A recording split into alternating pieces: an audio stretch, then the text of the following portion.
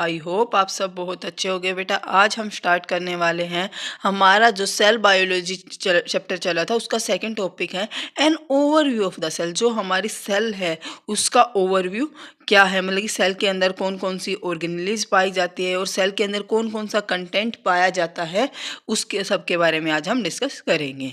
You have early observe, आपने पहले भी ऑब्जर्व किया होगा कि सेल इन ओनियन पील, जो हमारा ओनियन का जो ऊपर का छिलका होता है, या फिर हम देखें जो ह्यूमन का जो चिक होता है उसकी जो सेल है उसे अगर हम माइक्रोस्कोप में देखते हैं तो हमें क्या दिखाई देता है, the onion cell which is a typical plant cell. Onion cell क्या है, एक प्लांट की क्या है, टिपिकल प्लांट सेल है जी डिस्टिंक्ट सेल वॉल। उसके पास क्या पाई जाती है, एक अलग से सेल वॉल पाई जाती है एज इट्स आउटर बाउंड्री, जो क्या बनाती है, जो सेल है उसकी आउटर बाउंड्री बनाती है। And just within it is the cell membrane, और उसके अंदर हमें क्या देखने को मिलती है, सेल मेम्ब्रेन देखने को मिलती है। The cells of human cheek have an outer cell membrane as the delimiting structure of the cell.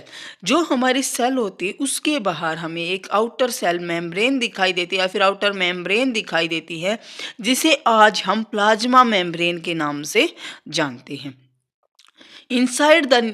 Inside each cell are densed membrane. जो हमारी सेल होती है उसके अंदर एक डेंस मेम्ब्रेन बाउंड स्ट्रक्चर हमें दिखाई देता है, जिसे हम क्या बोलते हैं, न्यूक्लियस बोलते हैं। And the nucleus contain the chromosome which in the turn contain the genetic material DNA. जो हमारी सेल होती है उसके अंदर हमें डेंस मेम्ब्रेन बाउंड स्ट्रक्चर दिखाई देता है, जिसे हम न्यूक्लियस बोल देते हैं। और उसी न्यूक्लियस में क्या पाया जाता है, जेनेटिक मटेरियल पाया जाता है, या फिर हम बोल सकते हैं उसके अंदर हमें डीएनए पाया जाता है।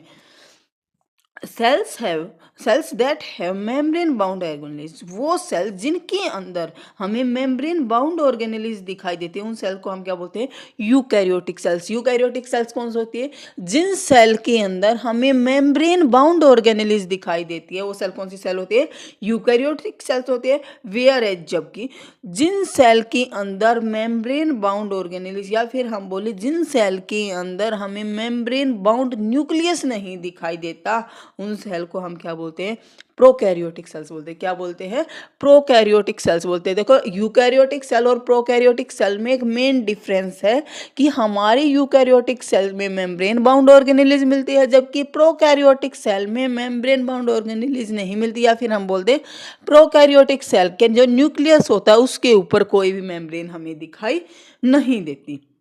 In both prokaryotic and eukaryotic cells, as a semi-fluid matrix is called cytoplasm, occupy the volume of cell। जो सेल होती है उसके अंदर कुछ वॉल्यूम होता है, उस वॉल्यूम को ऑक्यूपाई किया जाता है या फिर उस पूरे वॉल्यूम को घेरे हुए रहता है एक फ्लूइड, जिसे हम क्या बोल देते हैं, साइटोप्लाज्म। साइटोप्लाज्म क्या है, सेमी फ्लूइड मैट्रिक्स है जो हमारे सेल के अंदर पाया जाता है, और हम बोल सकते हैं पूरी सेल में फैला हुआ एक फ्लूइड हमें दिखाई देता है, जिसे हम साइटोप्लाज्म बोल देते हैं। The cytoplasm is the main era of cellular activity in both plant and animal cell। जो प्लांट और एनिमल सेल है उन दोनों में हमें क्या देखने को मिलता है, साइटोप्लाज्म मेन एरा की तरह देखने को मिलता है। Various chemical reaction occur in it to keep the cell in the living state। बहुत सारी केमिकल रिएक्शन ऐसी होती है जो एक सेल के अंदर चलती हुई रहती है और जो हमें दिखाती है कि ये सेल कैसी है, लिविंग सेल है।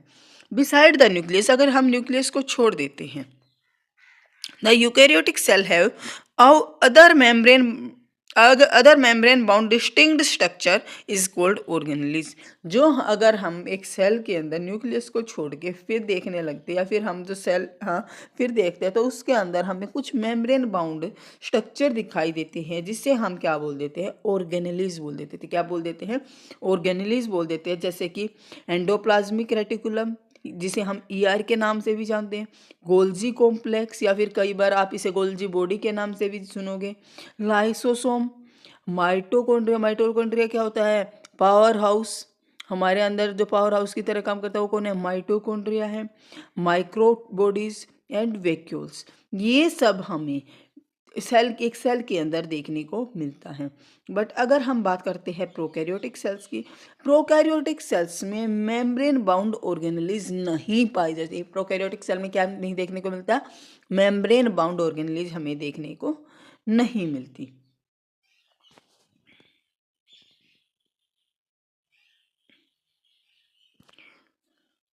Ribosome are non proteinaceous bound organelles found in all cells. जितनी भी सेल है, हम प्रोकैरियोटिक सेल की बात करें या यूकैरियोटिक सेल की, सबके अंदर राइबोसोम एक ऐसा है जिसके ऊपर कोई भी सेल वॉल नहीं पाई जाती। हमने पढ़ा यूकैरियोटिक सेल में जितनी सेल होती हैं सबके पास मेम्ब्रेन बाउंड ऑर्गेनेलिज पाई जाती है, बट यूकैरियोटिक सेल में राइबोसोम एक ऐसी ऑर्गेनेली है जिसके ऊपर मेम्ब्रेन बाउंड स्ट्रक्चर नहीं पाया जाता, या फिर ये एक मेम्ब्रेन बाउंड स्ट्रक्चर नहीं है। Within the cell ribosome are found only in the cytoplasm. ये कहाँ मिलता है? हमें साइटोप्लाज्म में देखने को मिलता है। But also within two organelles chloroplast and mitochondria are and on rough endoplasmic reticulum. कहाँ कहाँ देखने को मिलेगा? दो ऑर्गेनेलिज्म में, या प्लांट के अंदर अगर हम बात करते हैं तो क्लोरोप्लास्ट में, और अगर हम एनिमल के अंदर बात करते हैं तो mitochondria and rough endoplasmic reticulum के ऊपर हमें राइबोसोम देखने को मिलते हैं। The animals contain another The animals contain another non-membrane bound organelle is called centrosome। देखो एनिमल के अंदर हमें नॉन मेम्ब्रेन बाउंड पहले क्या पढ़ा? राइबोसोम। अब क्या है? सेंट्रोसोम एक ऐसी ऑर्गेनेली है जो हमें एनिमल के अंदर नॉन मेम्ब्रेन बाउंड देखने को मिलती है, मतलब कि मेम्ब्रेन बाउंड नहीं होती।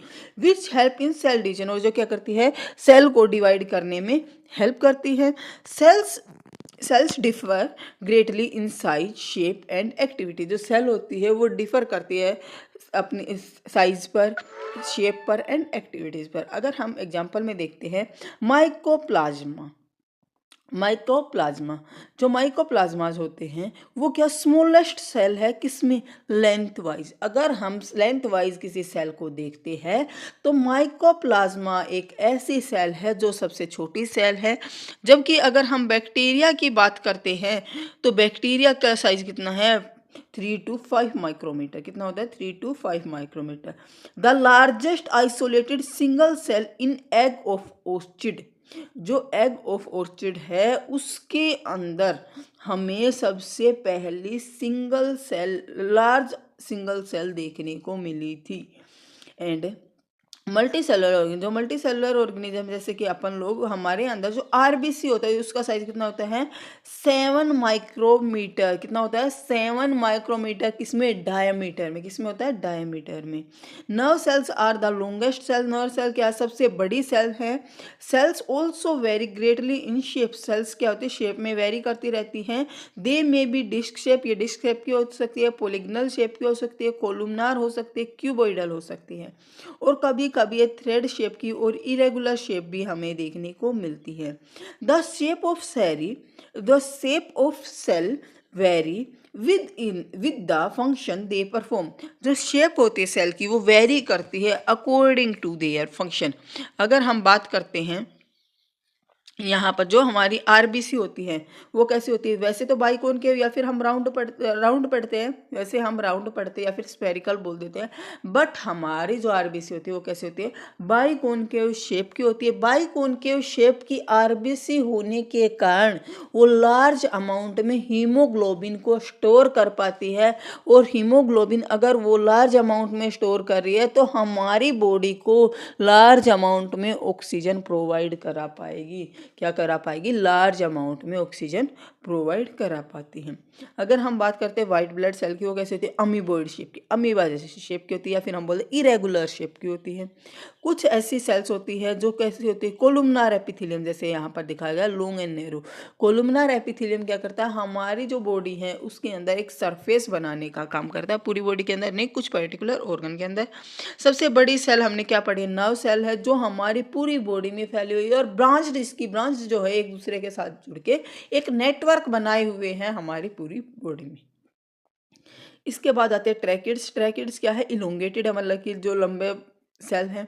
इसके बाद आता है मीजोफिल सेल्स। मीजोफिल सेल्स कैसी होती है? राउंड होती हैं एंड ओवल शेप की ये हमें दिखाई देती हैं। तो ये था हमारा जो सेल है उसका ओवरव्यू। सेल के अंदर क्या क्या पाया जाता है, कौन सा कंटेंट कैसा होता है, सेल की शेप कैसी होती है, आज हमने ये सब डिस्कस किया। जो हमारी नेक्स्ट क्लास रहेगी उसमें हम प्रोकैरियोटिक सेल के बारे में डिस्कस करेंगे। किसके बारे में डिस्कस करेंगे? प्रोकैरियोटिक सेल के बारे में। और जो हमारी उससे नेक्स्ट क्लास रहेगी उसमें हम यूकैरियोटिक सेल्स के बारे में डिस्कस करेंगे। आई होप आज की क्लास आपके लिए बहुत हेल्पफुल रही होगी। इस क्लास को आप अच्छे से देखो, फिर उसके बाद इसके क्वेश्चन है, अगर इसके क्वेश्चन आपके पास है तो वहाँ से प्रैक्टिस करना, वरना ये इसके कुछ क्वेश्चन मैं शॉर्ट्स में प्रैक्टिस करा दूँगी। Thank you.